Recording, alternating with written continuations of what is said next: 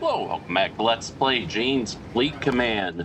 So just a heads up, I did decide that I'm going to split remaking these and Command Modern Operations into a separate series because otherwise this would get too confusing. And honestly, once we start getting to some of the campaign missions or later single missions, they get rather complex. And I think the one scenario we're doing right now is more than complex enough for the time being.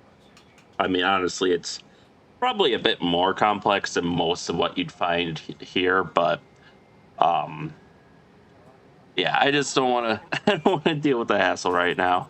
On that front, I did see that there's been an update to the beta, so at least that's progressing, and hopefully within a couple more weeks we should have our database to be able to lock into and resume that. In the meantime, we will be continuing just going through the single missions here. And this one you may have seen already, although this time I'm going to make sure it doesn't get corrupted from a unintentional alt-tab, and that is Carrier Battlegroup Norwegian Sea. Protect your carrier from cruise missile attack. The Romans kept the peace by constantly preparing for war. We must do the same. We can attack any point in the world within 2 days with more firepower than ever used in history. Mission tasking: protect the carrier from attack by bombers equipped with long-range air-to-surface missiles and kill all hostile aircraft. Now we will wait for an unreasonably long time.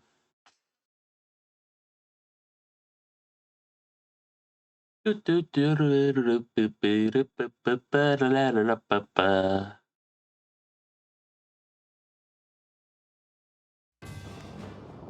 we go. So if we go here, if you hit F4, you actually get some additional screens.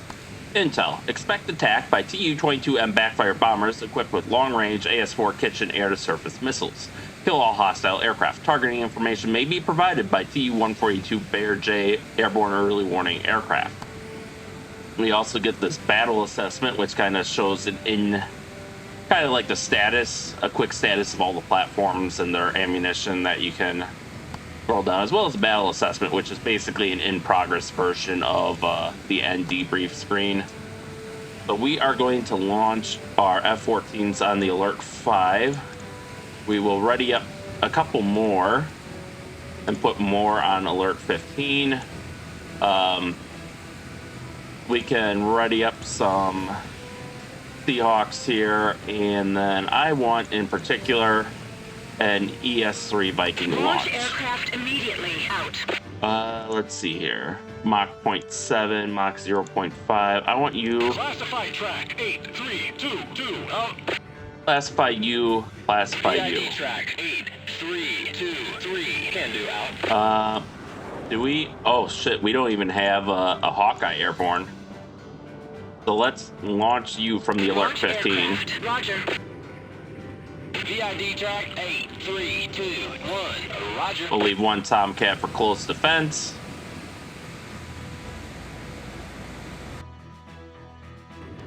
Okay, you are allowed sensors. Roger.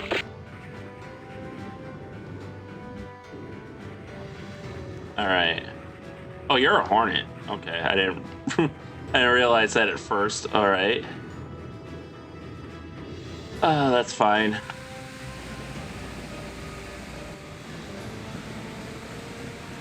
Okay, there's our ES-3 Viking. We have an F-14. 2 F-14s on deck. And I assume the Hawkeye will be there soon, assuming that didn't get glitched. We have the helicopter there. As you can see, there's another one. Because that is probably the biggest bug in this is your, there he goes, is if you're not careful with the launch order, they can get glitched. And this time, it looks like, sorry for the pause there. All right, engage. Because those are definitely incoming missiles. Wilco out. All right, I don't know why I turned on the sonar first. 322 identified as hostile air. Roger out. All right. Kill track 8327 Roger out. Birds away track 8322. Everyone light up. Wilco. Affirmative out. Wheel Will do. Out. All right, so we're going to turn on Affirmative. airborne early warning, Can do. and Roger, we're going out. to send you ID track to identify 8, 3, him. 1, 9. Affirmative. Affirmative. So we've got multiple missiles inbound. This is unfortunately a 2, 7. Out. an older Ticonderoga, so it does not have the VLS Kill cells. track 8, 3, 2, 7. Out. Where are... Birds away. Track 8, 3, 2, 7. You're on patrol, so It's history. Take track. I need 8, you to 3, 2. Birds move away. there to give us a little extra oomph. 9.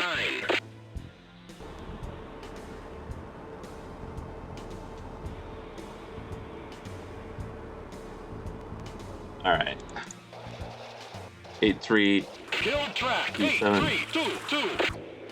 And we can see that was a backfire bomber. 3, 0. VID track 8, 3, 2, 6. Roger, out. All right. We got AS4 Kitchens inbound.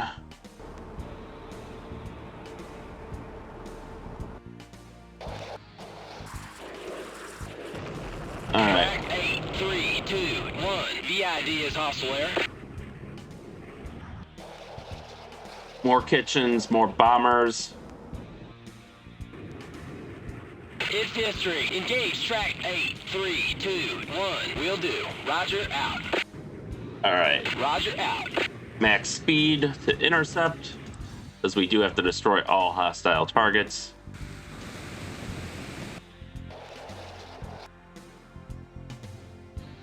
And actually, if this guy ends up being okay, we're probably going to have to identify this target to the south here that I saw is trying to sneak in.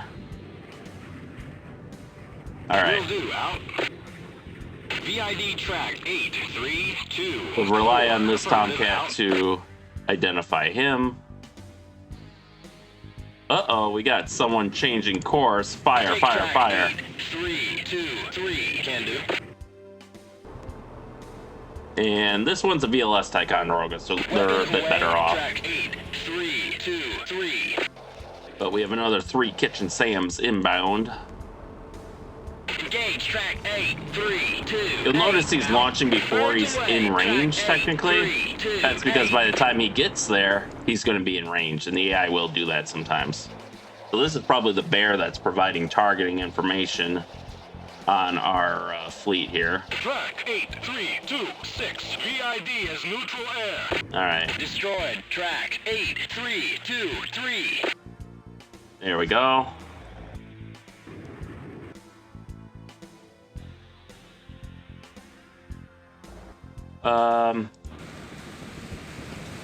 I could. Cannot comply. Really, you can't use Phoenix against missiles. That's interesting. VID track 8, 3, 2, 4. How high is he flying? 7,500 feet. Not exactly high for a commercial airliner, but Missile away. Track 8, 3, 3, 2. all right, we can kind of time compressed here a little bit.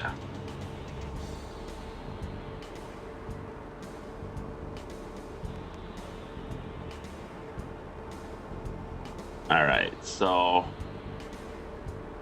you'll see if the missiles fail to intercept, he should just auto-launch. And that's a setting you can turn off. I keep it turned on because realistically, I don't really see a commander waiting for an order to defend his ship against an incoming threat. But that's just me.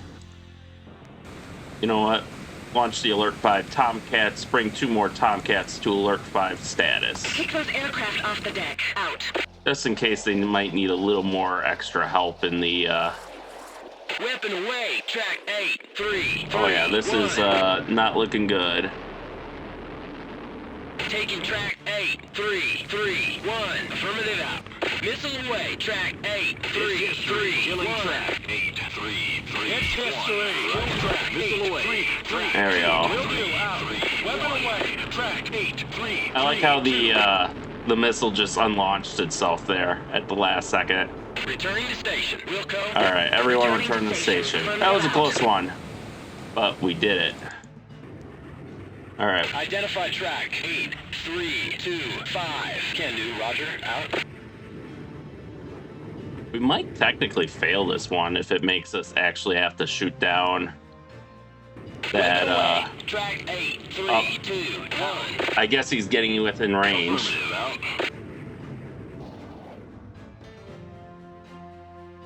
He's going to be pretty low on fuel, though. Why are...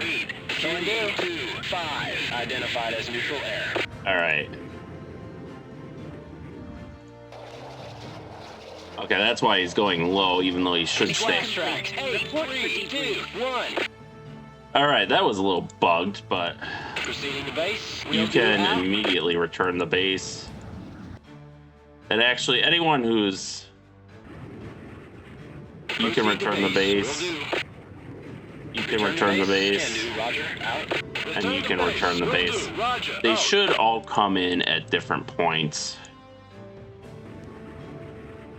Will do. Out. God damn it. Can do. Can do. Roger. Out. Cruise speed, high altitude, maximum fuel efficiency. Actually, launch another ES-3.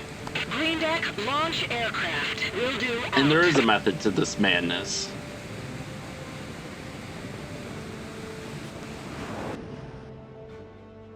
All right. Because if I remember from the original missions briefing, or debriefing rather, when I did it for the channel update, I think there was a second base that was hidden, which we might not be able to see because there is an option in this game in the mission editor to kind of reduce performance where you can put down mission objects, but then make them invisible to play other than on like the 3D display, and that's to help improve system performance. And it might be they did that as like some sort of trick to have the bombers here without actually having a hostile base in Norway, which again, you'll notice, yes, there are Russian bombers coming at us from Norway. Which that's just kind of a game design thing of the era where basically the whole Jane's combat simulation thing, like their way of giving you problems, because the only thing that could pose any reasonable threat to the US military would be basically Soviet hardware in this time period. So whenever there's a thing they want you to fight, they just throw Russian hardware at you.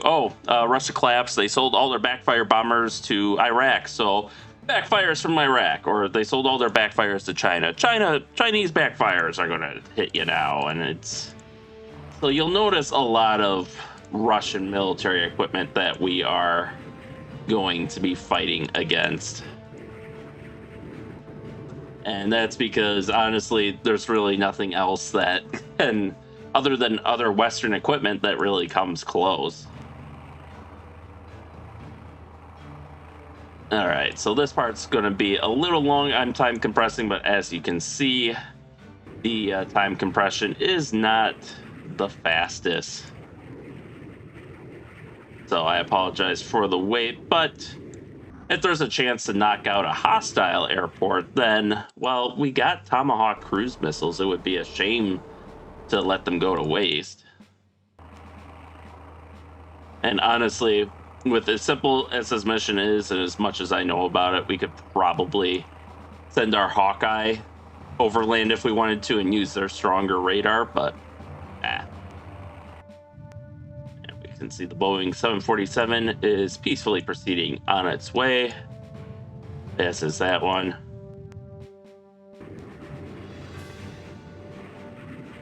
So he's got about 30% fuel reserves left. We could technically keep him going a little longer since the aircraft carrier is moving in his direction, so he won't have to travel as far to get back, but we'll play it safe and have him recall at 50% fuel, which should provide him more than enough reserves for returning to us without dying. And you do got to be sometimes careful with like mountainous territory like this, because if you have your aircraft fly too low, Sometimes they'll be stupid and fly into mountains in true Jane's Combat Simulations fashion. You'll also get that problem if you're making a mission, if you happen to build an airport like in a valley, such that like on takeoff for the automatic route, it can crash into the mountain, and then like any attempt you make to actually launch aircraft will just cause them to be lost because they'll collide with the mountain, which can be rather annoying, but let's see. Can do. All right, let's turn on their radars too, just in case they see anything. Interesting that their patrol point ends up with them going over here. We'll do a sweep here and then come north. I don't think the base is going to be south of here at all, because they would have needed, I believe, an airport to be deployed from. That or an air corridor, but then an air corridor would have had continuous units. They tend to stay in the corridor, so I think what they do is they have like a hidden base here that they deployed from. I want to say, if I remember right, this was the civilian air base, so there's another hostile air base somewhere, and we did see the one backfire retreating in this general direction, so maybe there is an element of randomization to these missions. You'll notice like this time we took fire pretty quickly, unlike in the other one where I did this for the channel update, where I don't think they even fired on us. So you'll see elements of that randomization. Likewise, in a couple of missions to come, you'll see more elements. Like there's one mission where, if I remember right, you can either get a Spruance-class destroyer, Perry-class frigate, or a Ticonderoga-class cruiser, VLS, or twin arm. And that drastically changes the ease of the mission, because it's for defending Taiwan against the Chinese Special Forces incursion. They're launching the Special Forces on these missile boats. And normally the missile boats will acquire you and fire on you no matter what, just because you're close enough. So without your most potent SM-2 weapons to defend yourself, that can actually become a lot harder, because that's 8 missiles that you're going to have to deal with simultaneously in a non-Aegis equipped ship, which can be a pain in the ass. So, all right, you guys return the base. Affirmative, out. Will do, out. Because they've basically used up all their fuel already getting there.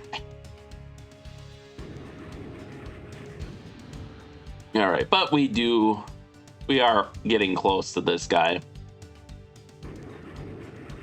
You've got 74% fuel. Can do, roger, out. So like I said, we're going to sweep east and then north. This guy's just making a beeline. He should be able to ID it before he runs out of fuel.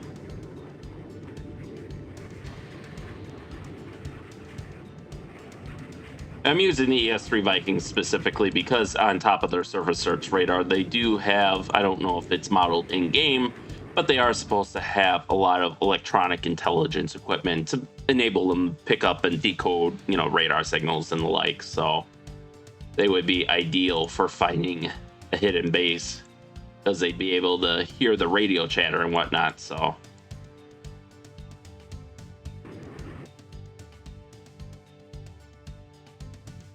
right, I'm not seeing this here. I like how these guys are kind of just patrolling around now.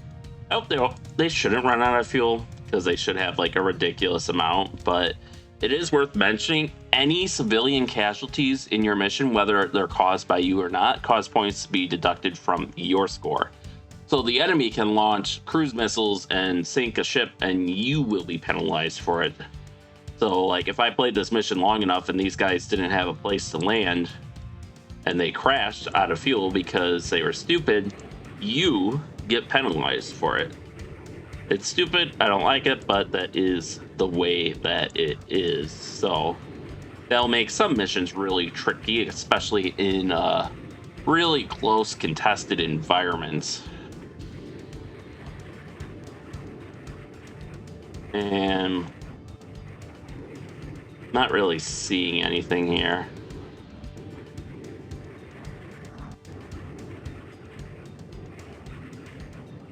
Affirmative. Can do. Out. So I think we're going to start sweeping north. And we'll see if this is our mystery base or not. There's another option, I think, to just have units auto-detected at start. And that's probably what they used here for this guy, and another reason why we don't see the other base.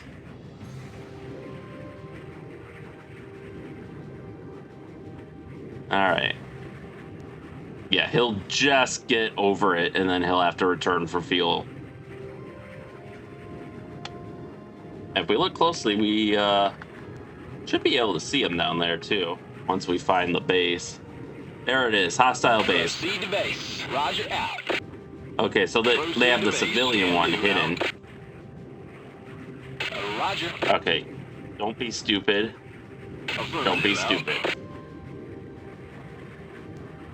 Will do. Roger. Out. All right, I told him max altitude. He's obviously not listening. Neither is he, technically. But now, there's no SAM sites defending them. So Tomahawk land attack cruise missile. Taking track 831. We only need one, I believe, if memory serves. So he should be a little bit faster than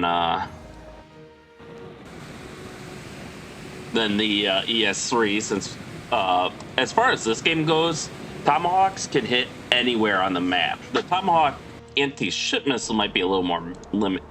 Yeah, the Tomahawk anti-ship missile has a range of like 200 miles, give or take. But Tomahawk land attack cruise missiles, you can be in the bottom left corner of the map and you can hit the top right corner of the map. So we've got that working for us at least. Where as long as you know where the target is, you can knock it out. Yeah, sending these guys back was the right decision. They're getting a little low on fuel now. And I think once all aircraft have withdrawn, we will also recall the Hawkeye too. So we shouldn't have to wait as long for this Tomahawk land attack cruise missile. All right. And in fact, he's almost outside the inner radar range of our fleet.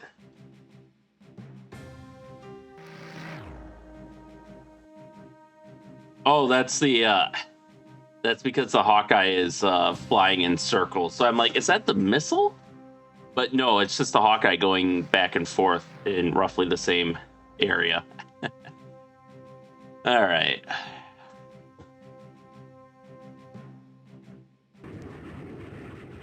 Yeah, he's starting to run low on fuel too. All right, he made it to the sea at least. Let's see, we're moving around 20 knots, so a respectable clip. I hate how they hit the deck though when you tell them to return the base, because I would have them fly high, because that's generally a more flying as high as you can is generally going to be more fuel efficient. We're actually going to return you to base. Because you're starting to run a little low on fuel. With as much as we've time compressed, it's probably been close to 2 hours in game time at this point, if not more. I didn't exactly check which time the mission was starting at, but you'll notice there is a local time indicator down there. Look, we see this blinking red light in the corner. That basically means we have an updated tasking mission, or basically we have some sort of message for us. So we see intel got updated to Backfire A killed TU-142 Bear J, killed Backfire C, mission complete, report for debrief. And sometimes it'll appear in the messages tab instead of intel or tasking, so you gotta keep an eye for that. But all right, 39. I really wanted to, I could have him go at max speed and that would close the distance somewhat, but our one Tomahawk should be able to take it out, and then we'll have, well, we'll still have 100% mission score, but we'll feel better because we've taken out the secret Russian base in Norway. that's there with no explanation. Actually, there is a small explanation in the manual. I didn't read it to start off the series because it's, I mean, I guess it's pertinent to everything kind of, but the single missions are kind of standalone. It's not like they all take place in the same universe. It's just, here's this random scenario, have another random scenario. But the campaign, that's basically 4 complex missions that are interlinked together. And that one is where the story really pertains. So I was going to save the story until we get to the campaign mission, so that way it'll be kind of more fresh in everyone's mind, more relevant and all that. All right. So they've passed. Missile has passed our Viking friend.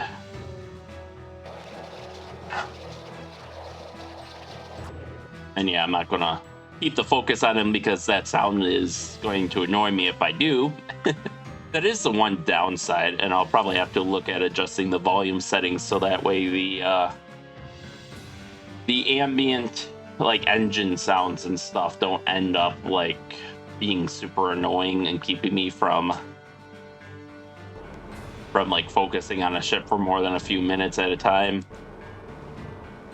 Yeah, here you can really see the difference between the two with the twin arm launchers fore and aft on the older Tycho, and then we have the VLS launchers fore and aft on the newer Tycho. Yeah, close enough.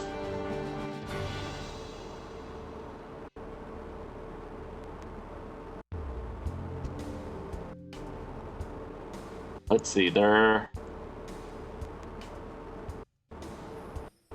we go.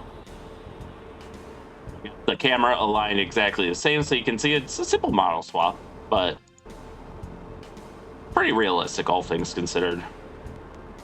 2 5-inch guns, harpoon canister launchers, hangar for the Seahawks. I believe these are supposed to represent. They could be torpedo tubes. That's my first thought, but I'm pretty sure the torpedo tubes are on deck. So what these probably are, or what these might be, is like davits for small boats or something. I'd have to actually look at a real Tycho. And you can see they have 2 failing systems for point defense. God, this makes me want the cruiser baseline so bad. It's the cruiser we should have gotten, but didn't after the Tychos. Would have been, there was a concept for a cruiser, basically a Ticonderoga class cruiser, but updated with more modern components to bring it in line with some of the newer technologies that were introduced for the Arleigh Burke class. So it would have had a newer spy radar, like a Spy 1D radar, but bigger, and an updated version of the AG's command center. But of course, obviously, end of the Cold War, budget cuts never happened. Story of my life. And even now, with the Cold War heating up again between Russia, not so much anymore with their pitiful display as a paper tiger, but with China, and there's still too many budget cuts that we aren't investing in all the cool things. Like, they're even scaling back, as of making this video, they're scaling back the 6th gen, or at least I think the Air Force is scaling back the 6th gen fighter program. Maybe it was the Navy. One of the branches is scaling back their 6th gen fighter program for now in order to focus on sustaining current airframes again, which really infuriates me. And here we can see the missile looks like it's going so slow. It kind of suffers from the same problem as Jane's Fighter's Anthology in that regard, but in that you don't get a sense of speed. 8, 3, 1, 9. But there we go. We have kill confirmed on the airport, and I suppose just to make myself happy, it's my OCD, we'll wait for the Vikings to return home because they are almost home. So they should both be able to land. Everyone will be landed. We can do our safety check stand down and end the mission cleanly. Especially him, he's out of fuel. We can watch them land though, because I don't think we've really watched aircraft land too much. It's interesting enough, I guess. They probably do better than I do, but so he should be hitting his, yep, there he is. You see him turning in. Unfortunately, the game is not advanced enough to have them deploy like landing gear and hooks or anything like that. It's just the same model. But we can see him, yeah, he just kind of hits the deck and then taxis in. So he's getting really low on fuel. I hope he makes it. I think he will, but it'll be close.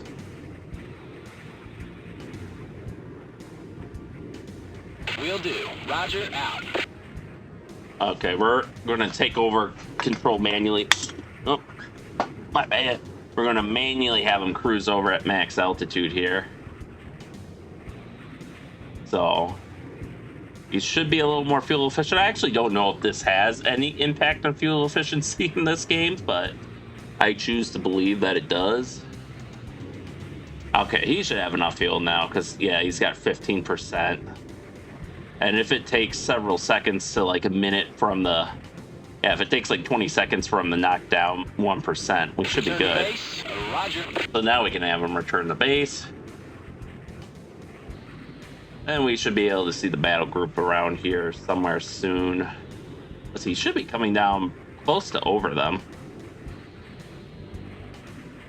Up there it is. Or there's a ship, rather. Looks like the cruiser, the VLS cruiser. So the carrier should be over this way somewhere. There he is.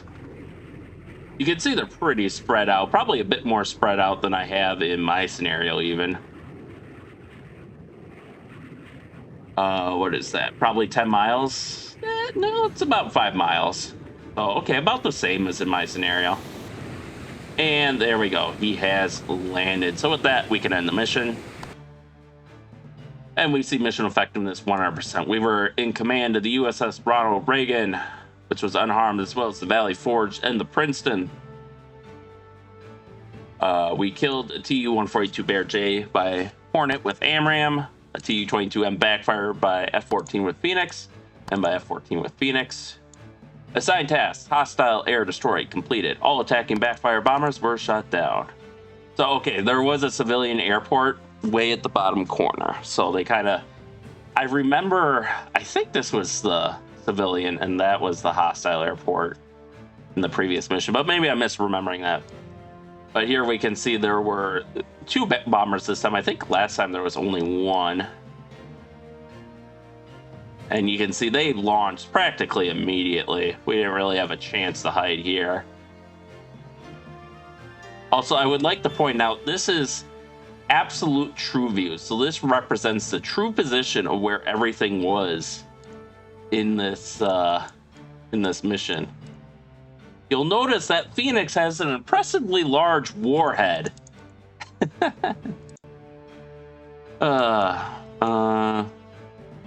Anyway, so, yep, everyone kind of comes back. We send out our scouting Vikings. Okay, you don't need to see this. Obviously, we found the base. We tomahawked it. This will be more useful in later missions when there's actually something worthwhile to review. But for something as simple as this, meh.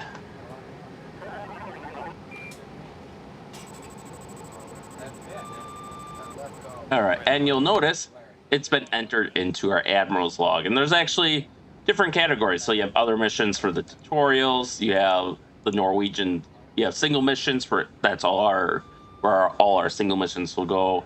And there will also be a category for campaign missions. I don't know if like user-made missions go into single missions or other missions. And I don't know if they're, because this game did have multiplayer. I don't know where those missions would go in their own category or in with other, but that will do us for today. So with that, thank you all for watching and stay tuned for next time and stay safe out there, and we'll see you then.